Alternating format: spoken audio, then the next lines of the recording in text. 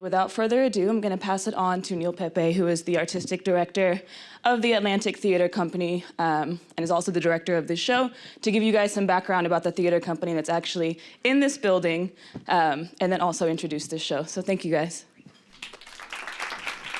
Thank you, Mahalit. Yes, we are in fact in this building. We're very excited to be up here and see how incredible Google is. So we are the Atlantic Theater Company.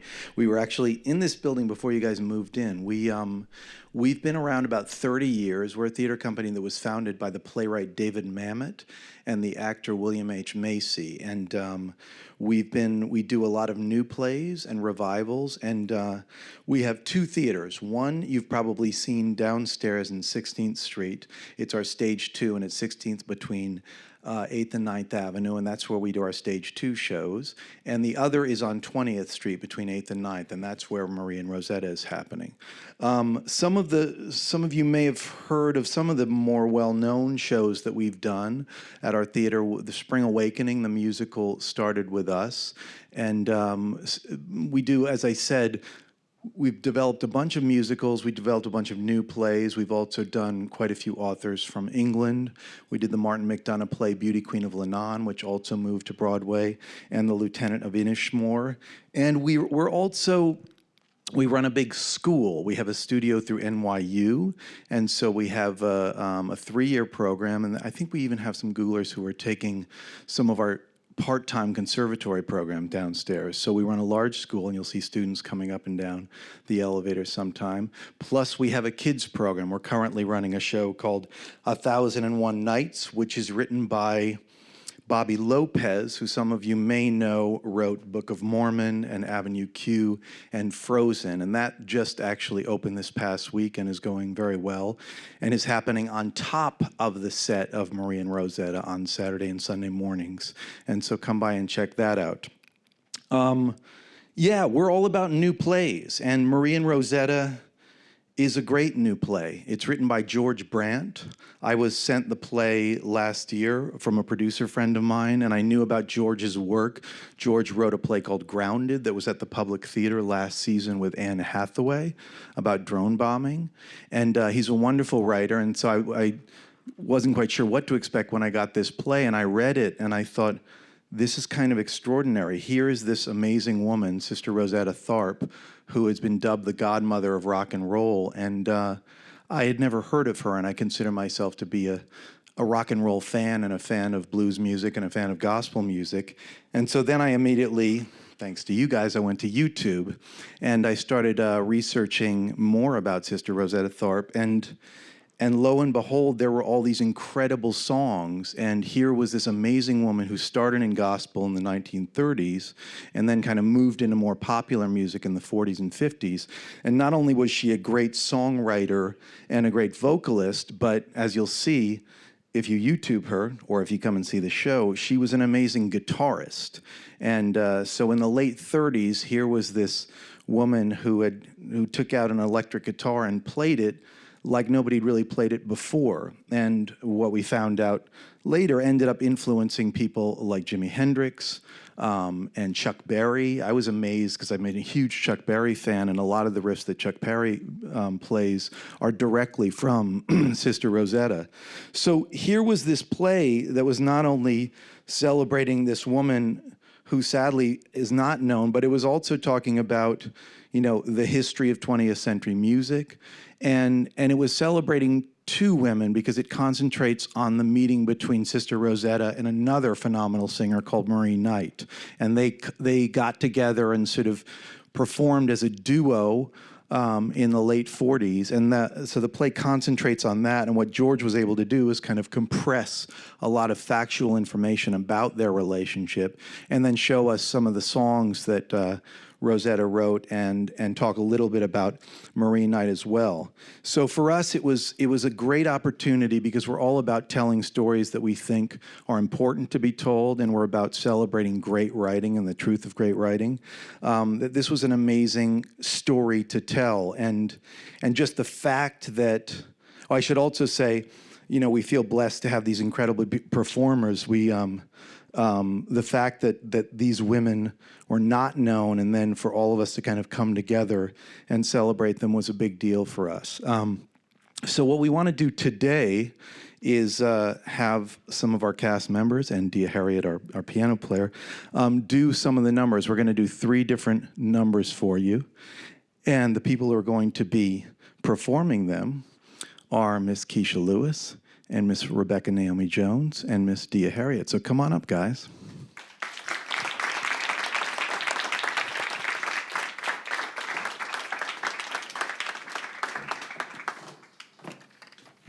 Hi, Google. Blurs.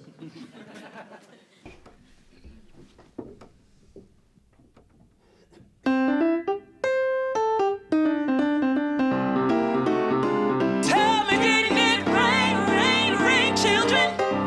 Rain on my Lord. Didn't it? Yes. Didn't it? You know it did. Didn't it? Oh, my Lord, didn't it rain? Tell me, didn't it rain, rain, rain, children? Rain on my Lord. Didn't it? Yes. Didn't it? You know it did. Didn't it? Oh, my Lord, didn't it rain? Well, it rained 40 days, it rained 40 nights. There was no land nowhere in sight. God sent a raven to bring the news. He hoisted his wings and away he flew. Just singing. I said it rained. I mean it. No, it rained. In the east and in the west, in the north and in the south, all day and all night and all night and all day.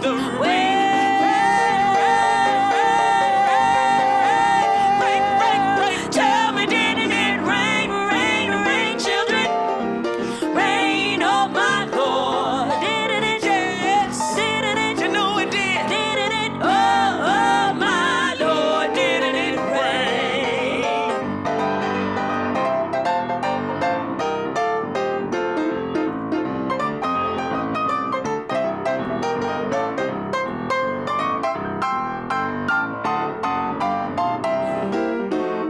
Tell me, didn't it rain, rain, rain, children? Rain on my Lord. Didn't it? Yes. Didn't it? You know it did. Didn't it? Oh, my Lord, didn't it rain? Well, it rained 40 days, 40 nights without stopping. No one was glad when the water stopped dropping. When I get to heaven, I'll sit right down, asking Jesus and his story crown. Yes, I will. Said it rained, I I'm mean tired of it raining. in It's the raining east too long, and in the all west, day long, in the all north night long. and in the Rain, south, rain, oh, I all come day against the Lord and and all you night know it rained. and all I know night it rained. and all God day. said it rained.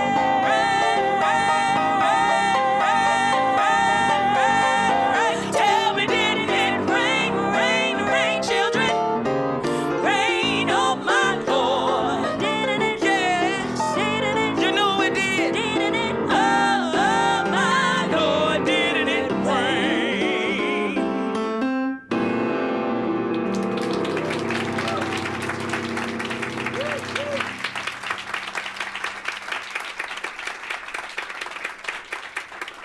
So that was one of their biggest hits together. And you're going to introduce the second one? What are we doing? The ballad? Yeah. Oh, me, I'm introducing. Yeah. I said I was going to introduce it. So there's something factual about Sister Rosetta was that she was very close with her mother, Mother Bell, she called her. Katie Bell Newman was her mother. And Mother Bell was very instrumental in Rosetta feeling and having the freedom to not just sing in the church where she grew up, but to be able to utilize her gifts in other areas and other genres of music. And that closeness, was very palpable between the two of them. And this song that we're about to do is in the context of the play. Mother Bell has recently died, and Rosetta sees Marie as someone that Mother Bell would have loved to know that Rosetta was connected to. So there's a moment in the play where I tell her that my mother has died, and I ask her, would you sing something so that my mother can meet you spiritually? So that's what this song is.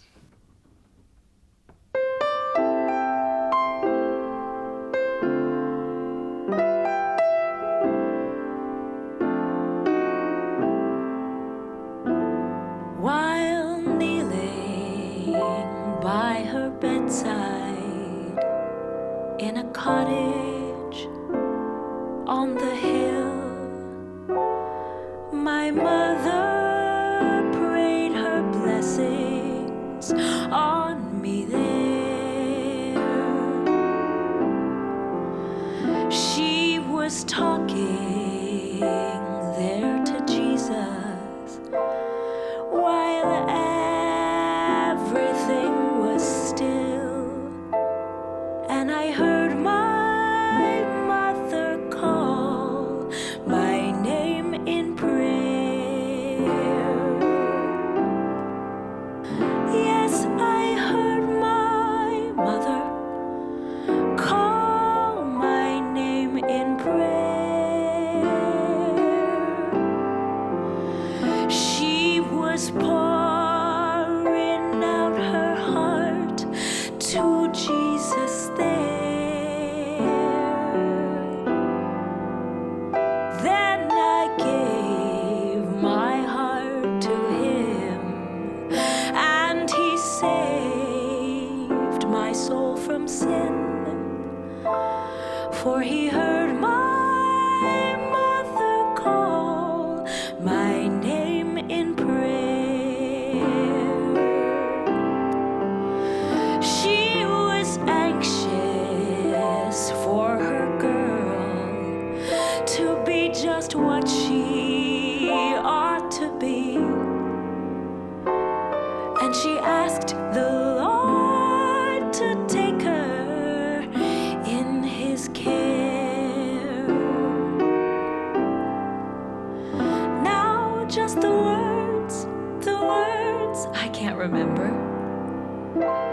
but I know she prayed for me, for I heard my mother call my name in prayer. Yes, I heard my mother call my name in prayer. She was pouring out her heart to Jesus there. Then I gave my heart to him, and he saved my soul from sin. For he heard my mother call my name in prayer.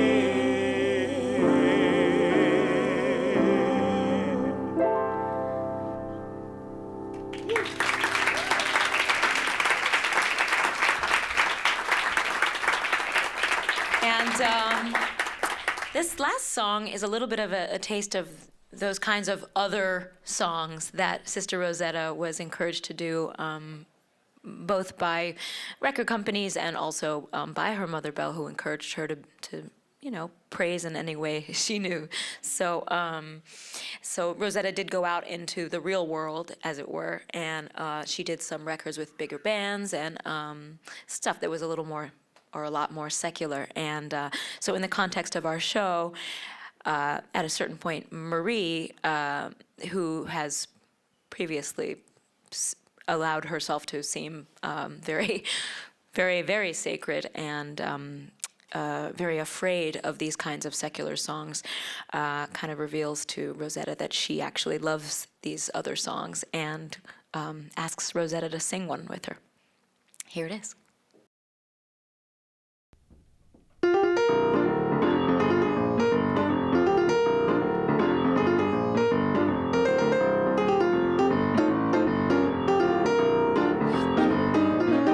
I wanna talk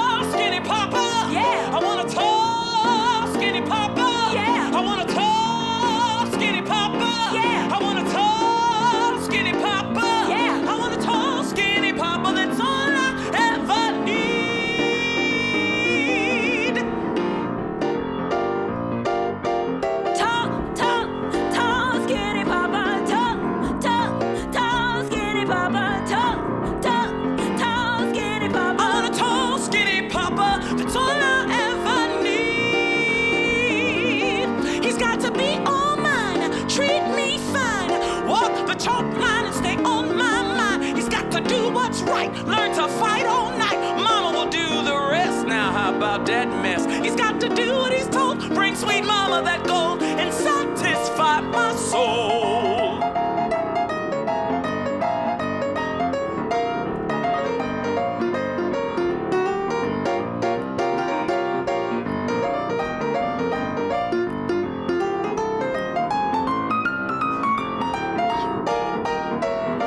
He's gotta be a tall, skinny papa, tall, skinny papa, tall, skinny papa, tall, skinny papa. I'm a tall, skinny squirrel. I have the need.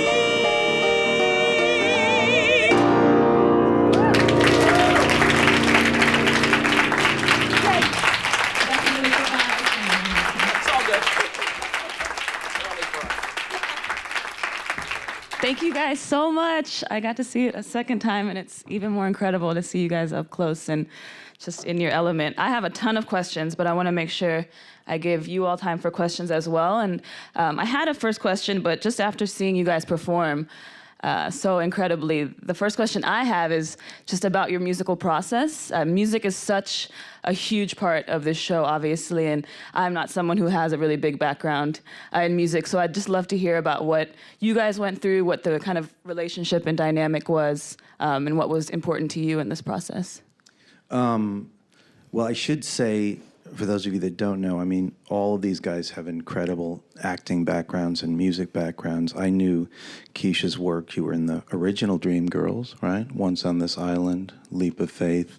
Last year, she did an amazing Mother Courage at CSC. It was actually this year. This year. It was this year she did, yeah, earlier this year, January. And so Keisha not only has a great background as an actor, but a great background, obviously, as a singer. And then Rebecca's work I knew very well from American Idiot, she was in, and Passing Strange, and Murder Ballad that was over first at Manhattan Theater Club, then at Union Square. And also knew her not just as a musical theater actor, but as an actor. So they both had great music background. And then I was introduced to the lovely Dia Harriet by Jason Michael Webb, our music director. And you guys knew each other, was it through the church? Through, excuse me, we just met through musical friends and in Jersey, actually. Yeah. Because I lived there first and I met Jason there. And we were so excited because Dia's background is both classically trained, but has played a lot of gospel, right? Yes, And all- definitely. Started yeah. playing gospel around age 7. Was classically trained from age 3, and then just kind of melded and meshed the two together. So, and then finally, the one person that's not here is Felicia Collins, and she does all the guitar stuff in the show. And she was David Letterman's guitarist. Some of you may know her from that for, I don't know, 20, 23 years or something. So the reason I bring up all these backgrounds in terms of the question is because we're talking about Sister Rosetta Tharpe, who was very much anchored in gospel music and then made this transition into popular music, and then pretty much on her own started developing something that people later called rock and roll. The final, one of the last songs in the show, called Strange Things, some historians label as the first rock and roll song, even though she cut it in 1946. So I think part of our process, at least for me, was to have all of these amazing musicians, singers, talented actors who could not only do their jobs as actors and musicians incredibly well, and I was so fortunate to have them to work with, but it felt like such a great kind of coming together of people who understood the music, both the sort of rockier, bluesier stuff and the gospel stuff. And another interesting thing I'll say, which these guys always, I mention and they hassle me about, is I have no religious background. And so part of my experience of working on this play, not only learning from the play, but learning from these guys a little bit was about gospel music and about spiritual music. And it became a very, very meaningful process for me, both musically and story-wise, to get into that. So finally, I would say the music is so exciting, and hopefully, as you can hear just from the 3 songs you heard, but if you get a chance to see the show itself, this music still lives. I mean, if you go on YouTube and listen to Sister Rosetta or come see the show, these songs are not dated, and I think that's one of the reasons they felt so ahead of their time. They're so alive and fantastic. But you want to jump in about it? So Neil so eloquently talked about some of my musical background. I grew up in the church, so gospel music was very much a part of my life growing up. And my mother knew of Sister Rosetta. That's more her era. And my mother listened to her. And as we were in this process, what I discovered was a lot of the stuff that I remember my mother humming was some of this music, which she would just hum it, doing dishes or, being around the house. But it's amazing to me. And again, it speaks to the endurance of this music, that it feels like, we could have wrote this year.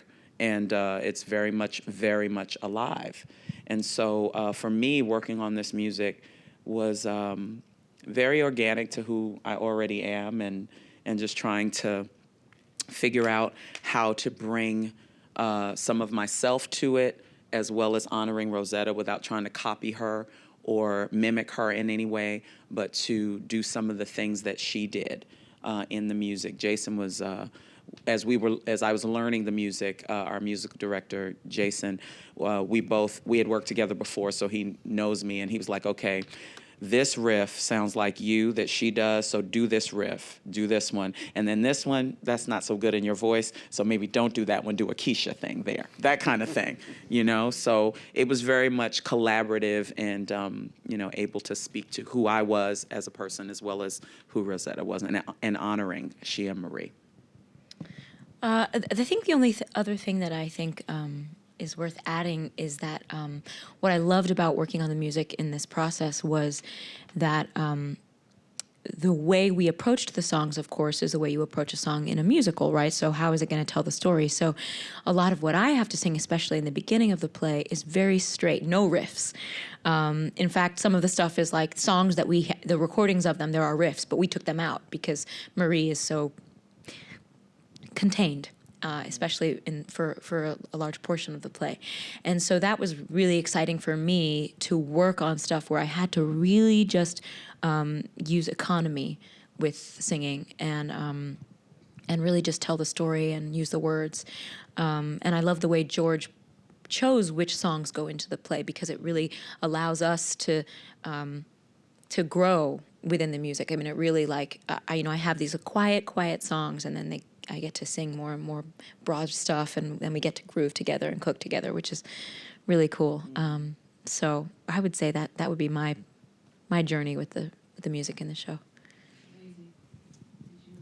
Oh, all I'll just say is that I think that they placed a lot of faith in our collabo here, because I always explain this like an organized and arranged marriage that just happens to work, because Yes. we all really do get along and we love each other, and it's such an intimate setting if you see the show.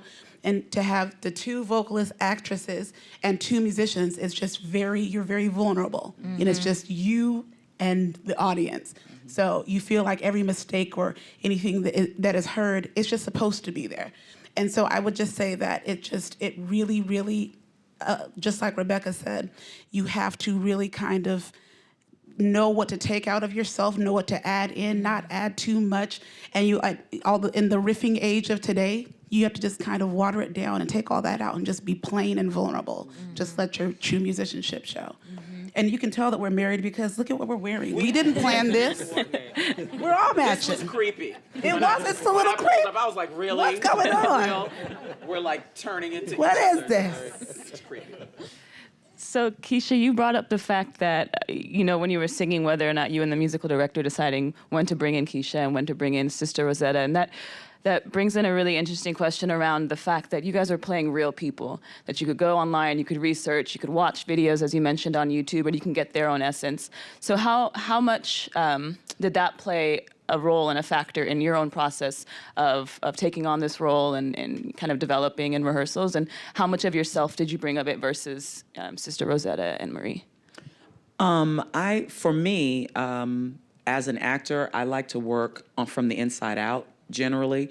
So as I watched her videos and kind of read some about her and kind of thought about who she was, I found that she and I were very much alike in a lot of ways. So I wanted to, honor that part of her that really was a pioneer, and she didn't even know she was a pioneer. She was just doing her thing, and enjoying being a musician and being a singer. So For me, it was preparing myself in a way to bring myself, the parts of me that were like her, to the table. And Neil, as our director, told us from the very beginning, you know, I'm not looking for you guys to imitate these ladies or, you know, to try to recreate who they were, but we're honoring them. So you bring who you are and honor them in that way. And that was very freeing, you know, and it also helped me to just try to open myself up spiritually to, what do you want me to say about you? You know, what do you want people to know about you now in 2016? And just let that be what, you know, people receive, you know, from my end. So, Thank you. There isn't really much out there on Marie Knight. I mean, there's not a ton of footage or any of that, but I did have photographs and some recordings. And I think that stuff always helps. Just when you see the way a person carried themselves, Marie has this pose that she does in a lot of photos. I mean, like a lot of photos, like every photo. It's like, but it's like variations. It'll be like this, or it'll be like this. But it's always at least one arm is doing this, but for no reason, and to whom. But it's great because I saw in her this delicateness, which I don't know that I necessarily carry in my body, and that helped me a lot. That informed me. I mean, of course, the words that I speak that are on the page also indicate that, but there's a way that you see the way they carry themselves, the way they wear their clothes, that can really teach you a lot. And of course, just hearing the recordings are helpful too. I mean, not in terms of I'm not going to change the way my voice sounds. She's got a different kind of voice, timbre of voice than I do. But that stuff is just fun to sort of get into the world of the character for sure. But yeah, that's it for me. Thank you. Neil mentioned earlier that the Atlantic Theater Company focuses mainly on new works, and this is actually a new work. It was the world premiere of this show and of this piece of work. Can you talk a bit about how working with a completely new piece of work, kind of being that premiere theater to bring that kind of to light and to the stage, how that differs from revivals and from works that have been produced many times? And you actually worked, as I understand it, pretty closely with the playwright. So can you talk a bit about that? Yeah, absolutely. I mean, it's always thrilling to work on a new work because not only are you it's the first life of the show and you're sort of trying to figure out how the story operates, but it's the first time these characters have ever been seen. So with the actors and the musicians, you're kind of creating this thing for the first time, and that's exciting as opposed to plays that you've seen a lot and maybe you're trying to, like we're talking about, find our truth within those plays. But to do it for the first time is a fascinating process. One connection, because Mahalet went to Stanford, we started, I did a workshop of this play in a little theater in Palo Alto called Theater Works, which is a wonderful theater there that also has a developmental program. So about just over a year ago, George and I went out there, and he had a basically finished draft. He was still making some tweaks, but we did 2 weeks of rehearsal out there with a couple of actors, local actors there, and had the chance to kind of sort of do a reading and sing it in front of people. But it was sort of our first taste of how it operated as a story and really looking at what the conflict was. And one of the hardest things about working on a play like this is, form-wise, it can take on what people call a jukebox musical sort of structure, meaning you have existing songs and you're trying to sort of string them together with a story. And one of the things that I really appreciate, and I think George is great at, is taking the essence of this story between these two women and where they were each at in their lives. Because I think in the context of the play, as we talked about in rehearsal, they're both at a crossroads in their lives. One at sort of the middle of her career, one at the beginning of her career, and both career-wise, as women, in relationships, they talk about marriage, they're seeking different things from each other. And so trying to figure out that arc and the conflict and how to dramatize it, but also with George, how to make sure that it was always tight. And the other thing I'll say about George as a writer, which I really appreciated, he's very much like many great writers, a language writer, and there's a rhythm to his language, which I think, again, these guys have taken on so beautifully. And George will, when he was making changes during this process, he didn't make huge changes because most of it was there, but sometimes to great frustration for the actors, he would change tiny little things, and we would be in previews, and Keisha had learned all these lines, and then he'd change up like 2 or 3 little words rhythmically, or just switch them. Yeah. So that sometimes can be the hardest thing to learn because you've learned it one way, but he did it because he was very cognizant of how rhythmically it works, and also I think aware of that same word, economy, because I think George was very concerned about getting to the truth of who these characters were. And I think he was also, George being a white man, he was also very, very kind of shy and a little insecure about working on this play about these extraordinary African-American women. And so I think in the whole process, we were both sort of trying to, like Keisha was saying, keep our hearts and our sort of sense of truth open to really be able to represent and honor who these women were, and yet also, as we were all talking about, try to bring the truth of who we are to sort of merge. And so a lot of those kinds of things you think about when you're working on new plays. Thank you. I actually just recently read an article, and I believe, Keisha, you were quoted in it, about George, where he was talking about just that, about him being a bit hesitant at first about writing a story such as this, being as he was a white male. And you kind of, correct me if I'm wrong, saying that you appreciated the fact that he took that pause and that he thought about it. And do you want to just elaborate a bit on that? Yeah, I just thought I'm very moved by George as a human being, and I don't know him well, but I spent a lot of time with him as we were working on the play. And the fact that he was conscious enough to be concerned that his perspective as a white male, quote unquote, in this country, him even being concerned, what right do I have to tell this story? Is it okay if I tell this story? That speaks volumes to me about his heart. And so I think that very heart is what's in the play. And the fact that he is such a thoughtful person. There's a section in the play where Marie talks about her kids, and I'm a mom, and he got it right. And I was like, dude, you don't have kids? You're not a mom? You're not Black? Where'd you get that from? How did you get that? He's like, I don't know. I just kind of thought that's what a mom would feel. That's how a mom would be concerned. So I think that being conscious and conscientious about what you're doing and the reason you're doing it, that is a huge part. And George was also another thing that I love about him. His whole impetus was, why hasn't anybody told this story? Why don't I know who this woman is? People need to know who she is. That speaks volumes, not I need to write a play about someone so I can make $1, or I need to jump on this bandwagon of African American, or whatever, people say. And that just speaks volumes about his heart and who he is as a writer and as a human. And as an actor, it's just a privilege to be able to work with someone like that. Yeah. I agree.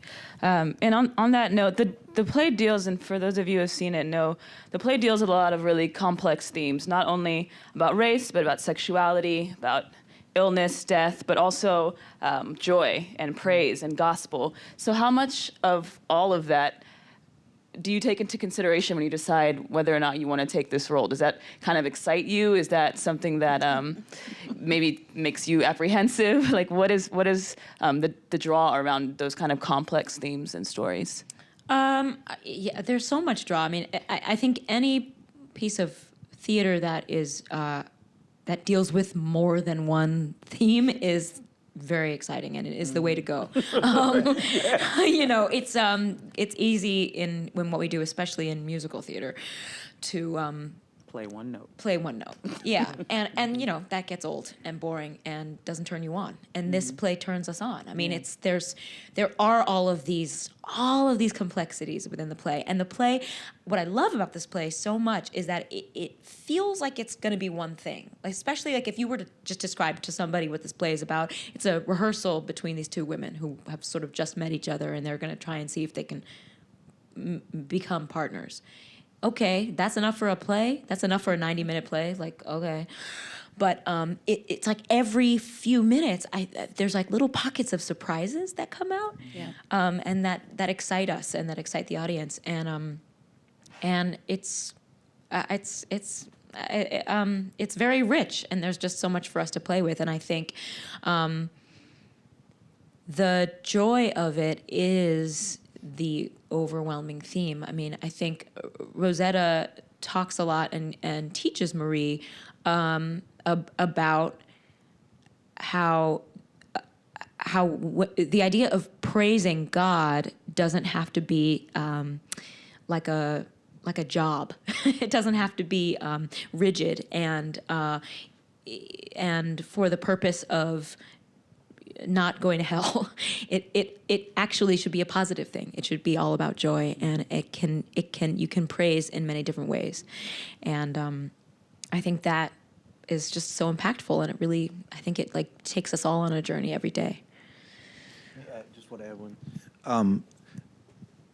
All of that, and another thing that I find fascinating about working on it and working with these guys is to look at these two women, who we really, they're heroes. They're unsung heroes, and the reason they're heroes is far-reaching. But when you look at two black women at that time, under those circumstances, whether dealing with racism or sexism or performing in the South, or men who were taking their money, or whatever was going on, the fact that not only were they doing this incredible music, but they were bringing so much joy. You didn't see the adversity. You saw the strength. You saw the willingness to embrace the truth and the joy. And that's part of the thing that I find amazing about watching these two do it. It's sort of about teaching each other to have the strength to tell your own story, to have the strength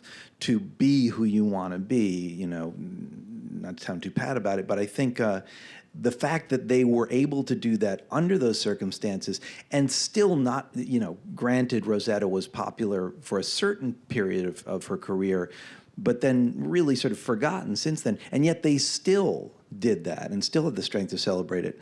That was remarkable to me and remarkable about who they were and why we want to celebrate them. Absolutely.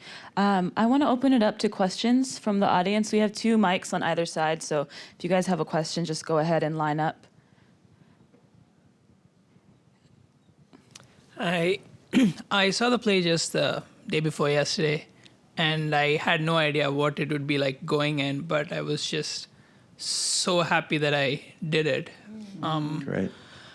So one question that I had was, you mentioned how you had never heard about Sister Rosetta. I hadn't, and I'm sure did your playwright George know about it before? He knew a little bit about it. He had heard a song by actually a white artist, Robert Plant, and Alison Krauss, called Sister Rosetta Comes Before Us, and then through his interest in that song, researched her, and then ended up becoming obviously a massive fan and learning all about her.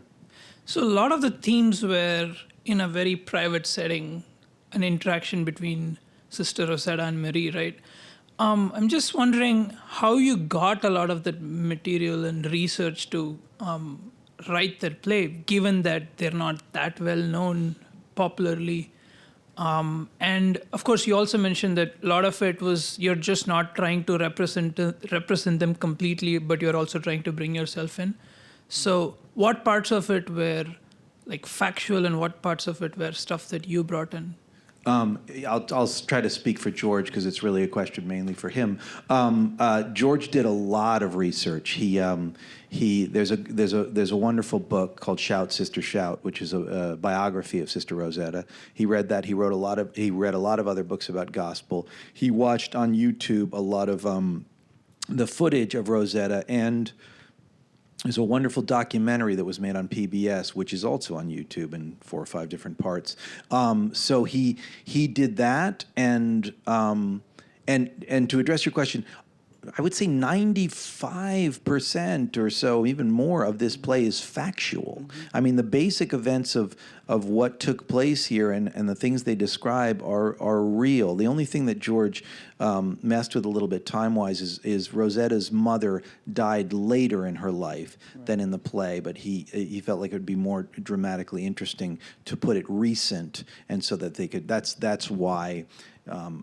Marie ends up singing that song to sort of comfort Rosetta during this time. But George really sort of immersed himself in it, but then going to the point we made before, I think at a certain point took all of the factual information that he had, put it aside, and then wrote a play and wrote a story as great playwrights can only do. So it wasn't just about sticking to the facts, but sort of how he crafts the facts that he had into a story, how, like we're talking about, he brings his sort of truth and experience to making that happen. And then not for nothing, how to frame up these songs, because there's a lot you'll find they did a lot of amazing songs together, and George was only able to use some of them. I even discovered, if you know that Rolling Stones album Sticky Fingers, there's a song, You Gotta Move, on that, and it's a song that these two did, and I think they may have even wrote, or it's traditional, but the way the Stones do it is exactly the way these two did it, and it's kind of amazing. You're going,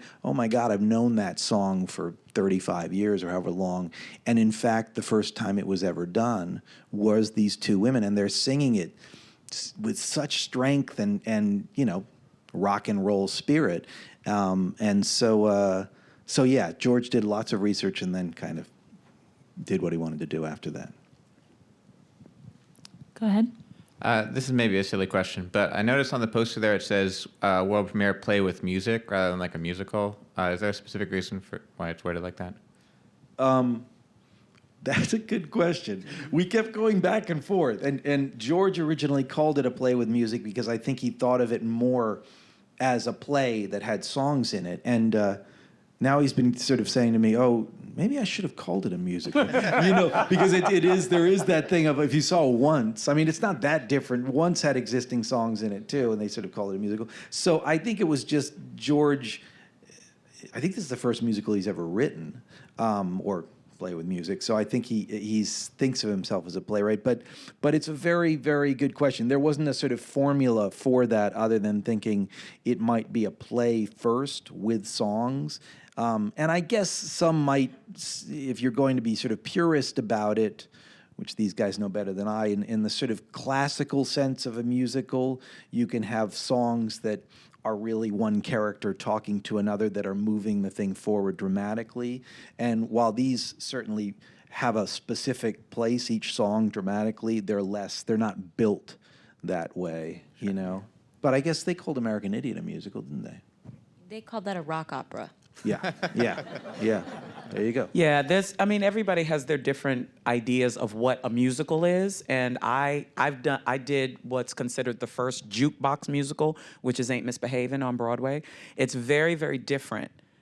Because the structure of the jukebox musical is that you have a bunch of songs and then you write a story to make the songs work when you're doing them on stage, that for people who have paid $167 for an orchestra seat. So this is definitely, from an actor's perspective, a play with music. Yeah, I would agree. Even beyond it being not a jukebox musical, I think it doesn't feel like a musical because the text is really what forwards the story along. No question. I mean, the songs absolutely serve to aid in that, but the text. I mean, there's so much text, first of all, and I think that's really where the play comes alive and all of the things that are revealed. Yeah, I think that the amount of text is what makes it. Also, I just remembered, American Idiot, we didn't have text. That's why it's a rock opera. Thank you. You can go ahead.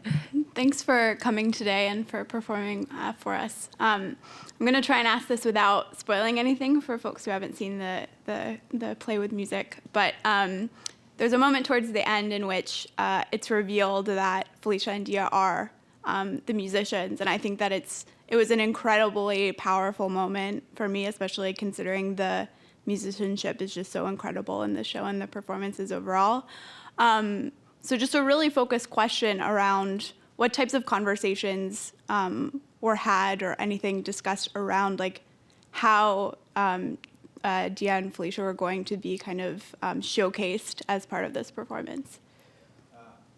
It's an interesting question because ostensibly we were trying to figure out, because it's a play about, two amazing women and we needed amazing actors, amazing singers, and both of these women were incredible musicians. And so George and I sort of decided, all right, we'll take two of the three.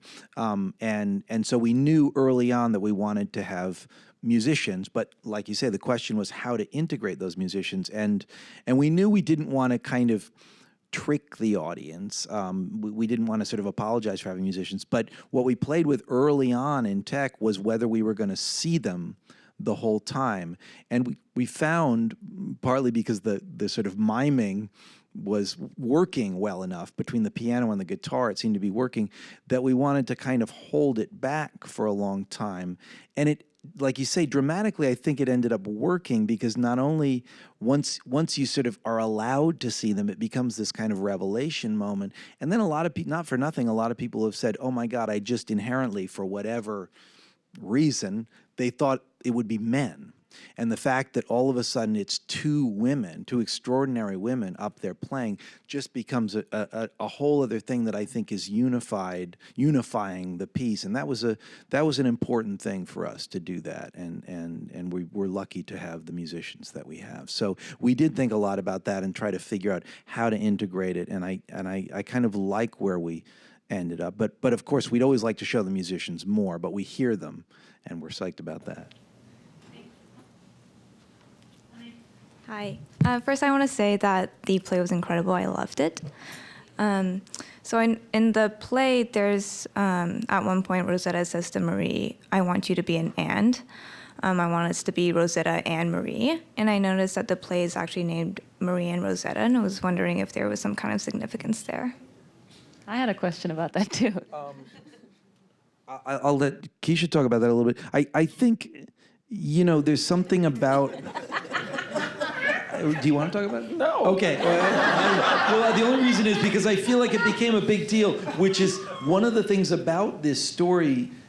The question is, why did Rosetta, Rosetta was a big star at this point. Why did she all of a sudden, in this point in her career, pick a very young girl out of this gospel quartet or whatever Marie was doing? What are they called? The gospel? Sunset Four. She was playing in New Jersey with a band called the Sunset Four and singing with, and Rosetta went, "I want you," and not only did she say, "I want you," she didn't say, and she makes a big deal of this in the play. She's like, "I'm not going to put you back there. I'm going to put you next to me." I think it got to the essence of, to me, what the play was about, which was about why you might need another person, not only musically, but. Marie says in a late interview, she said Rosetta said she was lonely. And so there's something about this play about dealing with loneliness, companionship, and wanting somebody equal. One of the things Keisha and I talked about a lot is what's the test that Rosetta's putting Marie through is part of, can I trust you? Are you somebody who can tell the truth? Because I want somebody equal. And I think Rosetta needed that, right? I think she wanted a companion. Yeah. When in my research of Rosetta, I kept seeing over and over again that throughout her career, she was looking for partners. She had, for whatever reason, and we don't know, she just did not want to perform alone. And so she was always looking for someone who was her musical equal, and who she could partner with. She was very adamant and said it often that she did not want to be considered a great woman guitarist. She wanted to be considered a great guitarist. And so everybody that she asked to be a part of her life in the different phases of her career musically, they were all great artists in their own right, because that's what she wanted.